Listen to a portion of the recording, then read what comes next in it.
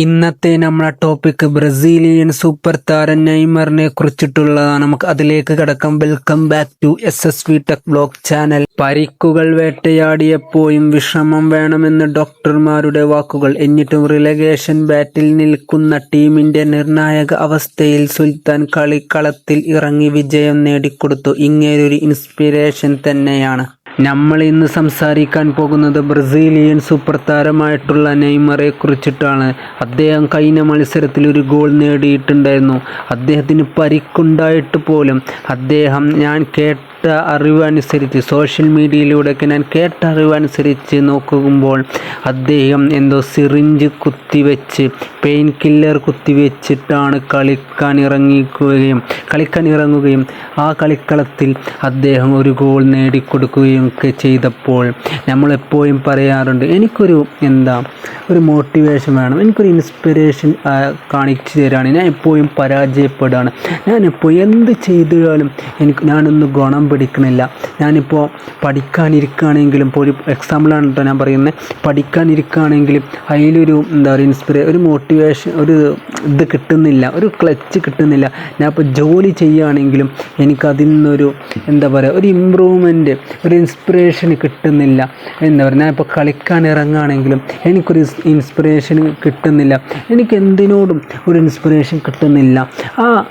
എനിക്ക് ഒരാളെ കാണിച്ചു തരികയാണെങ്കിൽ, അങ്ങനെ ഒരു ഇൻസ്പിറേഷൻ കിട്ടുകയാണെങ്കിൽ, ഒരു മോട്ടിവേഷനായിട്ട് ഒരാളെ ഫുട്ബോൾ ലോകത്ത് നിങ്ങൾ കാണിച്ചു തരുമോ എന്ന് ചോദിച്ചാൽ ഒറ്റ വാക്കിൽ നമുക്ക് പറയാം, അത് നെയ്മറിൻ്റെ സ്റ്റോറി തന്നെയാണ്. നെയ്മറിൻ്റെ ജീവിതകഥ തന്നെ എടുത്താൽ മതി. നമുക്കെല്ലാവർക്കും അറിയാം അദ്ദേഹത്തിന് എത്ര പരിക്കുകളുണ്ടായിരുന്നു. അദ്ദേഹത്തിൻ്റെ പരിക്കുകളുടെ എണ്ണത്തിൽ വാക്കുകളില്ല എന്നുള്ളത് തന്നെയാണ്. കാരണം പരിക്ക് പറ്റി അദ്ദേഹം സ്ട്രക്ചറിൽ മാസങ്ങൾ നിൽക്കുമ്പോഴും വീണ്ടും അദ്ദേഹം ആ വേദനകളൊക്കെ സഹിച്ച് എല്ലാ സർജറിയും കാര്യങ്ങളൊക്കെ കഴിഞ്ഞ് ഇറങ്ങും.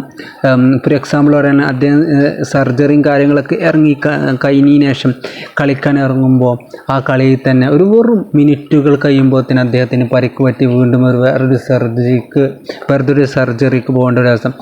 ഞാൻ പറയുകയാണെങ്കിൽ ഫുട്ബോൾ ലോകത്ത് വേറെ ഏതെങ്കിലും പ്ലെയറിനാണ് നെയ്മറിൻ്റെ ഈ അവസ്ഥ വന്നിക്കണമെന്നുണ്ടെങ്കിൽ എത്രയും പെട്ടെന്ന് അവർ ഫുട്ബോൾ നിർത്തുക തന്നെ ചെയ്യും. നമുക്കറിയാം, ഫുട്ബോൾ ലോകം ഭരിക്കുന്ന, ഫുട്ബോളെല്ലാം നേടുന്ന, വേൾഡ് കപ്പ് എല്ലാം നേടിയെടുത്ത താരമാണ് ലയണൽ മെസ്സി. ആ ലയണൽ മെസ്സി തന്നെ ഒരു മാധ്യമ റിപ്പോർട്ടർ ചോദിച്ചപ്പോൾ അദ്ദേഹം തന്നെ പറഞ്ഞിട്ടുണ്ട്, നെയ്മറിൻ്റെ സ്ഥാനം, നെയ്മർ ഇപ്പോൾ ചെയ്യുന്ന ഈ സ്ട്രഗിളിൽ ഞാനാണ് നിൽക്കുന്നത് എന്നുണ്ടെങ്കിലും ഞാൻ ഉറപ്പായിട്ടും എൻ്റെ ഫുട്ബോൾ അവിടെ അവസാനിക്കുമായിരുന്നു എന്നാണ് ഞാൻ കേൾക്കും. ഇത് കേൾക്കുമ്പോൾ നെയ്മർ ആരാധകർക്ക് വളരെയധികം സന്തോഷം നൽകുന്നതാണ്.